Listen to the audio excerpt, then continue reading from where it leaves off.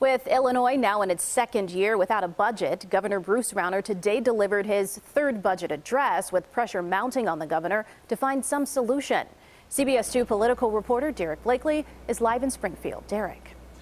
Erica, you would expect Democrats to be turning up the heat, and of course they are. But Governor Rauner is also hearing increasingly vocal resistance from conservative Republicans who are strongly objecting to some aspects of the budget deal. When Governor Rauner reviewed the path that led to the budget stalemate, 2 years ago, our administration proposed a balanced budget. It contained more than $6 billion in cuts.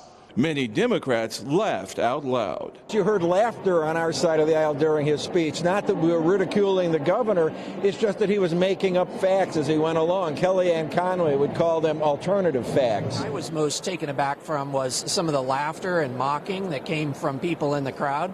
I thought that was really, that didn't bode well for people who are trying to sit down and work out, an issue together for the people of the state. But it's not Democrats who are objecting to Rauner's embrace of the Senate budget talks, including hiking state income taxes to almost 5%. So far, we've got a lot in tax increases, not enough in reforms. The governor said much the same thing, insisting the Senate needs to go further in workers' comp changes and a property tax freeze, while ruling out 2 tax hikes. We cannot raise taxes on people's groceries and medicine. Just as we cannot tax people's retirement income. But the Illinois Policy Institute, which has backed Rauner in the past, is loudly calling for no tax hikes, period. There's more taken away from taxpayers than there is given to taxpayers. So they're taking a lot of tax dollars away, billions of tax dollars, not giving a lot of reforms that will lead to job creation and more growth.